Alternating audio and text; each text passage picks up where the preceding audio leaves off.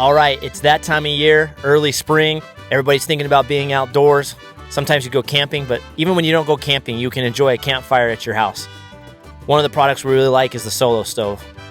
One of my employees actually bought one of these, invited us over for dinner.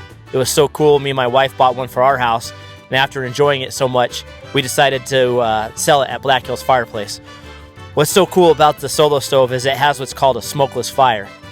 Once you get that thing up to a burn, you don't have to deal with the smoke in your eyes or anything like that. You just get to enjoy the atmosphere and the warmth of the fireplace. So right now we're going to kind of walk you through the basics of using the fireplace and how to maintain the Solo Stove. Spring is sprung.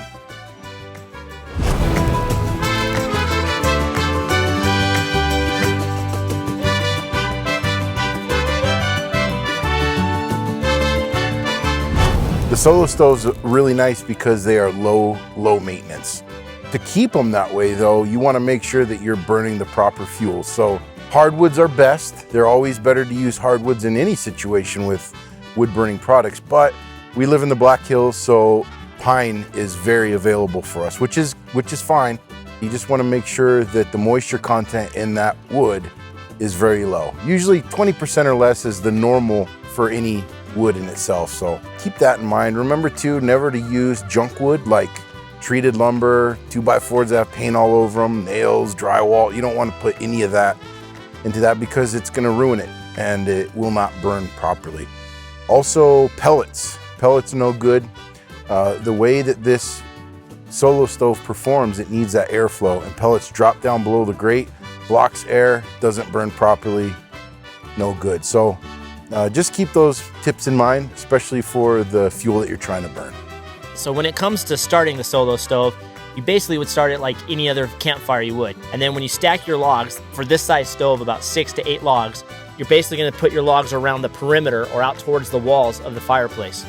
It takes about 5 minutes for this thing to get up to temperature. And so maybe for the first 5 minutes, you will get a little bit of smoke, but once that airflow and the draft is really good and you get it up to temperature, that's when you're gonna start enjoying that fire without any of the smoke issues that you would have with a normal campfire. You wanna create that pyrotic vortex.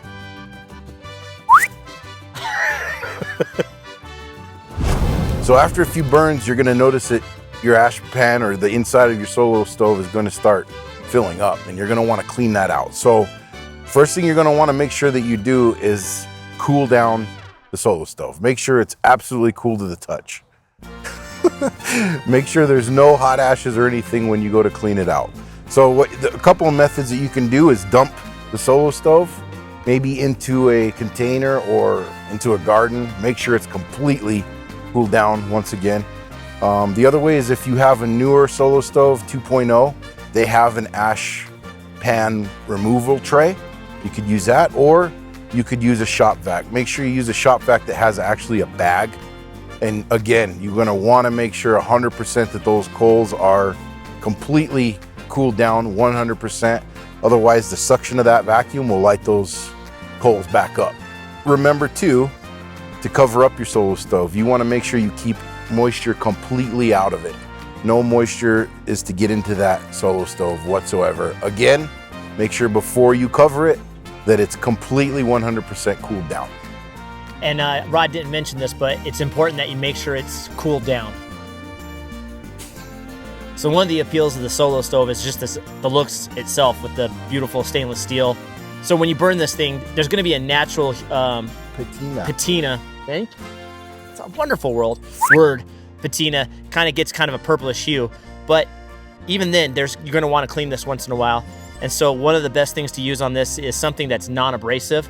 And one of the recommendations is to use Barkeeper's Friend. Whenever you feel you want to get rid of the fingerprints or any of the other imperfections on there, that would probably be the best product to use.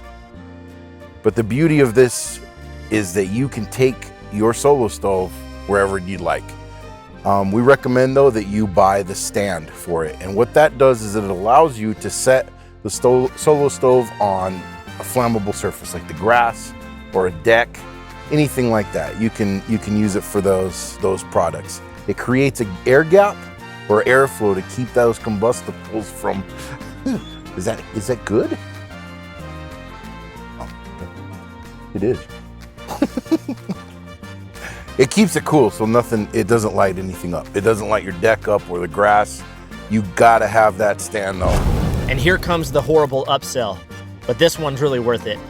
Solo Stove offers this 2-piece cook grate. It's very easy. Literally, you don't have to pull anything apart. It's just a 2-piece that lifts on, lifts off. And the way you would treat this grate you would any nice cast iron pan that you have in your kitchen. So you want to go through the season process, not use any abrasive chemicals or anything like that, just simple warm water. At the end, use a little bit of oil to season it.